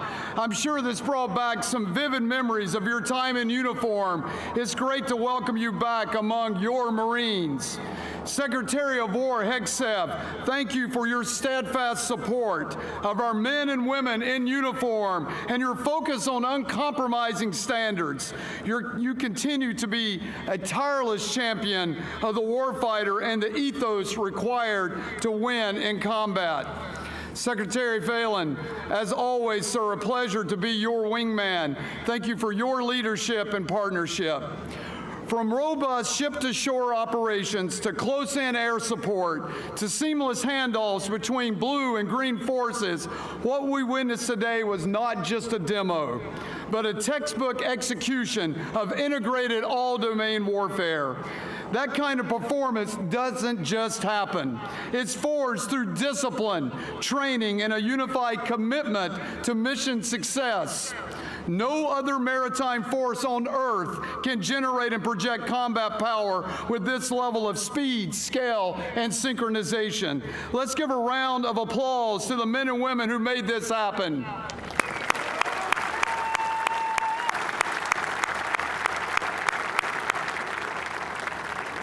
As your Chief of Naval Operations, I couldn't be more proud to represent this extraordinary team. You embody what it means to be forward, focused, and lethal. Whether you're on the bridge, in the cockpit, in the whale deck, or on the beach, we're all part of a single integrated fight. For over 250 years, it's been this unity between sailors and Marines that has given our nation the decisive edge, from the shores of Tripoli to the waters off the Red Sea. And today, as then, we stand the watch together, delivering maritime dominance and extending America power from sea to shore. In January, the President gave us a clear charge: defend the homeland, deter aggression, project strength through an all-domain integrated force. And that's exactly what we've been doing day in and day out. Across every ocean and every contested region, our Navy Marine Corps team is leading from the front, reassuring allies, restoring deterrence, and responding with precision and resolve when called. And you have just shown the world that American sea power is not just a concept, it's an unmatched capability. And you, all of you, our sailors and Marines, are the competitive edge, the enduring advantage that no adversary can match. Today, we were able to get a glimpse into why the Navy and Marine Corps team operates as a joint force all to itself. You showcase why our amphibious forces remain vital to winning future conflicts. And this is just the beginning of what we can become. We are the operational overmatch. Agile, persistent, and expeditionary, we bring unrivaled combat flexibility, delivering force and options from sea to the fight on our terms and on our timeline. I want to close by thanking all of you and your families for your service, your sacrifice, and your commitment. You make our team what it is. It is an honor to serve with you. Thank you, and Semper Fortis.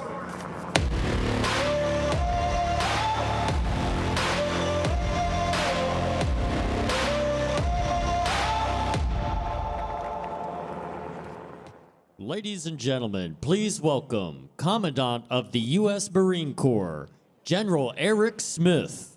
American soldier and American, beside my brothers and my sisters, I will proudly take the stand. When liberty's in jeopardy, I will always do what's right. I'm out here on the front lines, sleep in peace tonight.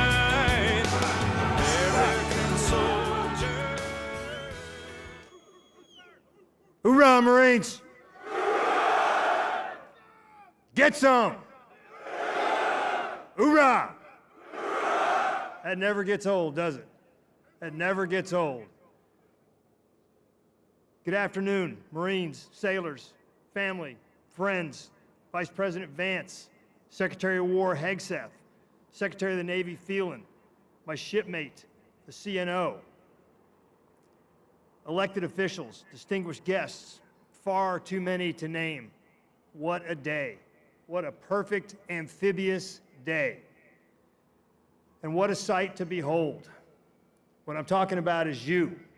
I'm not talking about the equipment, I'm not talking about the ships, I'm talking about you, the Marines, because that's who we are. That's what we're all about. We're about the individual Marine, because that's who wins battles. That's who wins wars. Before I begin, I want to thank those who made today's demonstration possible, especially the phenomenal team here at Marine Corps Base Camp Pendleton and the Marines and sailors of the 1st Marine Expeditionary Force and the 3rd Fleet. From the first aircraft overhead to the final wave on the beach, you showed what American amphibious strength looks like in action. You do not want to be on the receiving end of that bunch of ass whooping. You do not. If you're an adversary, hoorah. If you're an adversary and you want to have your butt kicked, then mess with the Marine Corps, because we'll do it. We'll do it for you. I also want to thank our many distinguished guests and civic leaders for joining us in the celebration this afternoon. You know, if you go to Marine Corps Air Station Cherry Point, North Carolina, or if you go to Marine Corps Air Station New River, it says, "Pardon our noise, that's the sound of freedom." Well, pardon our noise today, that's the sound and look of freedom. That's what it takes to get you free. Thanks as well to our national leadership for standing alongside your Marine Corps as we mark this historic milestone, 250 years young. The first 250. The next 250 are going to be even tougher than the first 250, and there's going to be more fights ahead, but we'll overcome all obstacles because we're Marines. That's what we do. We don't know how to fail. Finally, thank you to our military families whose strength, patience, and sacrifice make everything we do possible. You serve this nation alongside your Marines and sailors, and your support is the foundation of our readiness. For 250 years, our Corps has fought and won our nation's battles. Again, we don't know how to lose. We're Marines. Founded even before our formal independence as a country, we were created as an expeditionary force in readiness, always faithful to the nation we serve.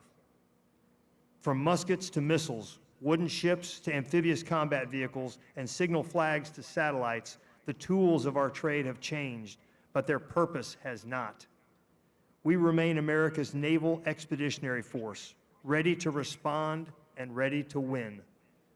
Today, we witness the power of the Navy and Marine Corps team through our premier force offering, the Amphibious Ready Group and Marine Expeditionary Unit, employing combined arms to deliver decisive effects and compel the enemy to do our will, to do what we want to have happen, not what they want to have happen. But none of what you saw, the precision fires, the air assault, the seamless integration of firepower, none of that means a thing without the Marine behind it, without the Marine behind his M4, without the Marine sitting in the vehicle, driving it, without the pilot flying the aircraft. It is all about the Marine. It's all about you. The strength of the MAGTF lies in its Marines. Their warrior ethos and core values strengthen us and sustain us during difficult times. It is the Marine, resolute beneath our nation's flag, who carries the day every time. Honor, courage, and commitment are the living code of a Corps that endures because of uncompromising standards. Standards that guide us in our purpose, unite us in battle, and bind us across generations. From Bellawood to Iwo Jima to Ramadi and Fallujah and Helmand Province, we're still the same. We're a Corps of Marines. We are a band of warriors dedicated to the defense of this nation. The Marines here today are cut from the same cloth as those who seized Tarawa, withstood the cold of Korea, and fought through the streets of Iraq and the mountains of Afghanistan. And the next fight is coming. Trust me, it's coming. Across battlefields, our character has never wavered. Just as the nature of war, the clash of wills, the test of fortitude, the demand for discipline remains the same. To our Marines here today and around the world, I could not be more proud of you. Sergeant Major Ruiz and I have the easiest jobs in the Marine Corps. We get thanked every day, and yet you do all the work. Our jobs are easy. Your jobs are hard. We don't pay you enough. You don't have all the equipment that you need, but you still get the job done. Why? Because we're Marines. That's what we do. That's all we do. We do war fighting. We do America's war fighting. You remind us that our power is not found in steel or armaments, but in the faith we keep with one another. You are our most valuable asset. No modernized ship, vehicle, or weapon system can replace the sheer will, determination, or grit of a U.S. Marine. It is you who will close with and destroy the enemy. To locate, close with, and destroy the enemy, or repel the enemy's assault by fire and close combat. Close combat. That's what we do. It is you who will seize the objective and seize the day. It is you who will win our nation's battles. This is why I have absolute confidence in the future of our Corps, today, tomorrow, and for the next 250 years. When the next fight comes, and sadly it will come, Marines will be ready. Ready to fight, ready to win, because that is who we are. That is what we do. It is all that we do. We're warriors. That's all that we do. We are America's crisis response force. We're the 911 force. We're the people who go out the door at 0:30 to get our mission done, to accomplish it on behalf of the American people, to stick a bayonet in the heart of our adversaries, just like we did at Belleau Wood, just like we did at Bladensburg and Chapultepec and Iwo Jima and Eniwetok and Kwajalein and Quezon and Ramadi and Fallujah. That is who we are as a Corps. Never forget that. Never forget that it is up to you to pass on the Marine Corps to the next generation of Marines who are currently in high school or middle school or grade school or just being born. We owe it to them to pass on our heritage and our legacy, unvarnished, untarnished, and sharp as a razor. That's who we are.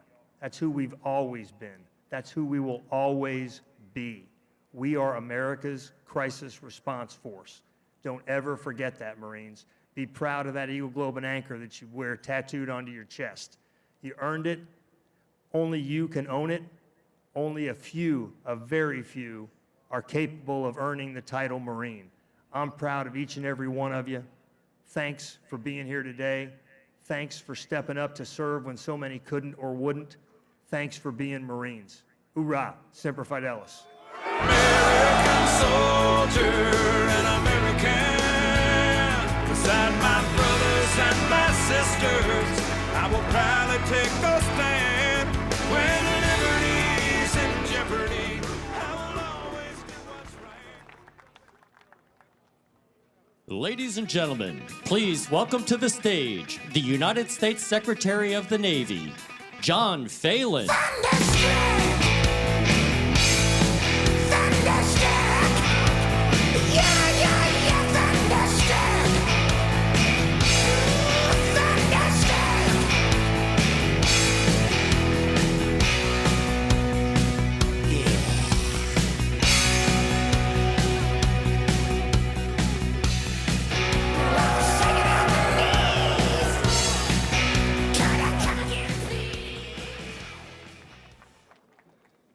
Well, good afternoon, everyone. Good afternoon. This is an incredible sight.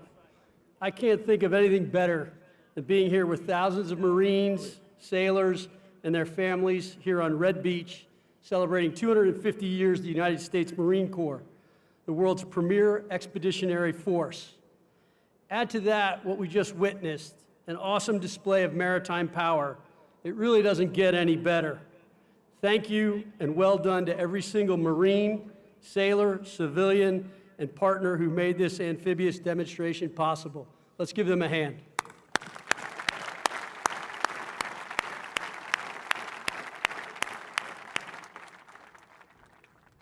On behalf of President Trump and the Department of the Navy, I want to thank every Marine and sailor across the globe for standing in defense of our nation with honor, courage, and commitment. You carry forward a legacy that began in Tun Tavern in 1775, when a few tough men decided this nation needed a corps of warriors who would always be the first to fight. 2.5 centuries later, that decision still echoes across every battlefield and beachhead where freedom has been tested. Mr. Vice President, thank you for your faithful service and your continued leadership, proving always that once a Marine, always a Marine. Secretary of War Hegseth, thank you for your continued service and for your unwavering advocacy for our sailors and Marines. Thank you as well to the Commandant, CNO, and to our senior Navy and Marine Corps leaders. And to members of Congress, state and local leaders, and distinguished guests, thank you for joining us today and for your continuous support. It is the privilege of my lifetime to stand with you as the 79th Secretary of the Navy, celebrating 2.5 centuries of the United States Marine Corps, the world's finest fighting force. From the frozen hills of Korea to Tripoli, from Belleau Wood to Fallujah, Marines have always been raised for the hardest jobs and entrusted with the most consequential fights. From the beginning, the Corps was built on conviction, on the belief that courage and character are the true measure of a warrior. As Major Doug Zembeck said, be a man of principle, fight for what you believe in, live with integrity, lead from the front, be valorous on the field of battle, and take responsibility for your actions. That is what it means to be a Marine, to live by a code that endures long after the battle ends, to serve with honor, and to stand firm when others falter. For 2.5 centuries, that spirit has carried the Marine Corps through every test and every generation, upholding a promise that when freedom is threatened, America will send its very best. And as Secretary of the Navy, I can tell you that promise is alive and strong. The Navy and Marine Corps team remains unmatched, a global force for peace through strength, ready for any challenge, anytime, anywhere. This legacy begins on the yellow footprints at Parris Island, right here in San Diego, and Quantico. That is where discipline takes root, pride is earned, and character is forged. Those qualities are why when the nation calls, Marines answer. They are why allies trust us and adversaries fear us. The line from those footprints to today's formations is unbroken. Marines carry the same courage forged at Guadalcanal, where the 1st Marine Division, hungry and exhausted, refused to quit and proved that grit and discipline win battles. When others said it could not be done, Marines said, "Watch us." Every generation of Marines has found new ways to fight and new tools to wield. Innovation is not a break from tradition, it is the continuation of it. The character of war is changing rapidly, but the character of Marines remains unshakable. The initiative, ingenuity, and grit that carried this force through every battle must drive innovation in every formation. The future belongs to those who adapt faster than the challenge before them. This is a challenge our Marine Corps and Navy team will win. Lieutenant General Victor Krulak once wrote, "Americans believe when trouble comes to our country, there will be Marines, and that when Marines go to war, they invariably turn in performance that is dramatically successful, not most of the time, but always." That trust was earned through action on every battlefield in every era by Marines who proved that excellence is not a slogan, but a standard. That conviction has carried Marines through 250 years of hardship and victory. And what we have seen here today proves it still burns bright. The Corps continues to deliver on its promise to the American people, standing as both the ideal and the standard to which the next generations of Americans can aspire. Because when it matters most, it is not technology or equipment that wins the day, but the dependability, decisiveness, and character of the Marine or sailor who wields it. One of our greatest weapons has always been and will always be the United States Marine. As we celebrate 250 years of the United States Marine Corps, we look forward as much as we look back. We honor not just the Marine Corps history, but its spirit, the unbreakable will that defines every Marine who has ever worn the Eagle, Globe, and Anchor. The next chapter will be written by Marines, just like you who fight in new domains, face new challenges, encounter new threats. To every Marine here today, thank you for carrying a legacy 250 years strong. You are the embodiment of Semper Fidelis, always faithful to one another, to the Corps, and to the nation we serve. And behind every Marine is a family, a spouse, a parent, a child who stands the watch with you. They endure the deployments, the moves, the missed birthdays, the late night calls, and the endless goodbyes. They are the quiet strength of the Corps, and today we honor them too. To every Marine family here at Camp Pendleton and around the world, thank you. Your sacrifice makes this legacy possible. Bravo Zulu 3rd Fleet, Semper Fi 1 MEF, happy birthday, Marines. May God bless you. May God bless the United States Marine Corps and Navy team, and may God bless the United States of America. Thank you. I hope you have a great day today. Thanks.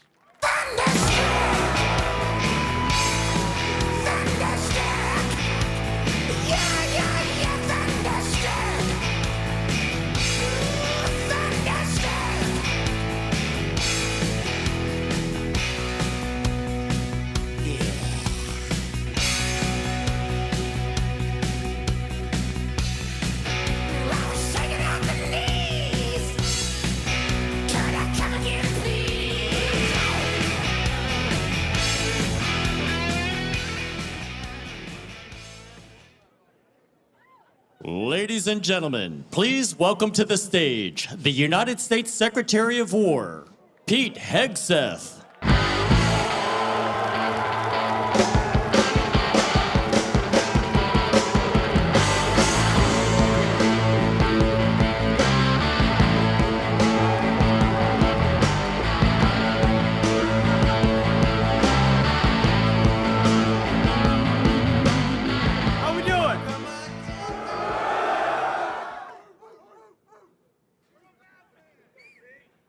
Hoorah, Marines! Man, that is beautiful. Let me just say, this might be one of the most beautiful sights I think I've ever seen. In fact, I'm not supposed to say this, really not, but I think you guys might be my favorite. Don't tell anybody. Marines, it's great to see you. It's an honor to be here. Chief, Commandant, Secretary of the Navy, thank you. It's an honor to be at Camp Pendleton. And looking out at these Marines today and the Navy SEALs I had a chance to do PT with this morning, you know, I do PT all around the country now with the troops, and it's turned into Smoke the Secretary. It's clear to me why President Trump says all the time we're the strongest, most powerful, most lethal, and most prepared military on the planet. Because you are that strength. You are that power. You are that lethality. And you are prepared. And President Trump's going to make sure it stays that way. Being here with you is the perfect way to mark 250 years of the beautiful and beloved United States Marine Corps.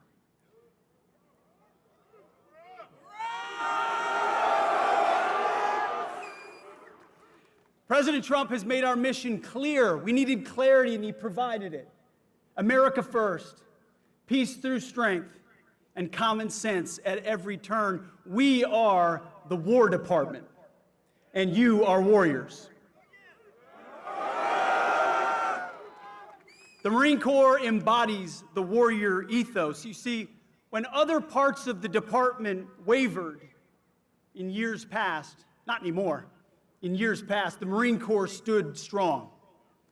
When other parts of the department wanted to go woke, the Marine Corps stood strong. When other parts of the department wanted to lower standards, the Marine Corps stood strong. You, ladies and gentlemen, are the backbone of the United States military. You always have been, and that's why we're proud to honor you today. 250 years ago, Major Samuel Nichols formed the Continental Marines. The next year, the Marines won the Battle of Nassau, capturing 2 forts from the Brits. Since that day, the very mention of the Marine Corps stirred panic in the hearts of our enemies. From the halls of Montezuma to the shores of Tripoli, Marines have been the tip of the spear of our armed forces and the vanguard of the fight for freedom, just as they are right now in the Caribbean. Let's hope the wrong people don't FAFO around there. In the most critical battles our nation has ever faced, it is often Marines, forged by unique traditions and tough as nails training, who land first. And they volunteer to put themselves in harm's way. Thanks to the blood and sweat of men who came before you, every American knows the truth of the phrase. It's not just a phrase, it's a way of life for all of you. Semper Fidelis, always faithful. You see, because I look out at this crowd, I see a lot of different types of faces. The truth is, your diversity is not your strength. It never has been. Your strength is in your unity of purpose. It's in your shared mission. It's in your oath to the Constitution. It's the bond that turns individuals into single-minded fighting units. You see, you are set apart. You're not civilians. You're devil dogs, leathernecks, United States Marines. Hoorah! You are set apart for a distinct purpose. You kill bad guys and break things for a living. You close with and destroy the enemy for a living. And as we mark the 250th birthday of the Marine Corps, take a moment and remember where you are in the great American story. Everybody likes to talk about 1776, and that was a pretty important date. But we're not here without 1775. When Americans were willing to stand up and pick up a rifle and say, "We will live free." That spirit lives in all of you. That story includes heroes like Chesty Puller, Daniel Daly, and our own great Vice President and Marine, J.D. Vance. Take pride in that story and continue making yourselves worthy of that legacy. As the Commandant said so beautifully, standards, discipline, accountability, warfighting, lethality, they live in the Marine Corps. We get a chance to see our Commander-in-Chief fight for all of you every single day. I know because I see it. President Trump appreciates your dedication, your valor, your tenacity, the sacrifices you make and the sacrifices that all of your families make. We know no Marine serves alone. They serve alongside a family. Someone else who understands that is Vice President Vance, who is right there alongside President Trump, who he himself has made the same types of sacrifices that you have. Your Vice President enlisted after high school in the Marine Corps and served in Iraq. Your Vice President knows and shares the dedication of this force, and he represents you always in Washington. I have the honor of getting a chance to watch Vice President Vance day in and day out live the values of the Marine Corps, speak up and tell the truth, have courage, stand alongside President Trump. It's an incredible thing to watch. And as I tell every warrior I meet, our president and vice president, they have your back. And I promise you, so do I. Support from the top is all I ever wanted when I was a young infantry lieutenant in Iraq, or in Afghanistan, where my boss actually happened to be a Marine. He was tough, he was brave, and a little bit crazy. But I loved him for it. And I knew he would do anything for me. So on behalf of the Department of War, thank you. Congratulations on 250 years of success. And here's to 250 more. I can say to you, we've got 7 little kids in our stead. Not so little anymore, a couple teenagers. Man, I would be proud as a dad if I ever saw one of them put on the uniform of a United States Marine. You serve your country.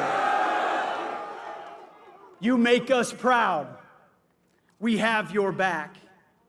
God bless you, God bless our Marines, and may God bless our great republic. Godspeed. Thank you.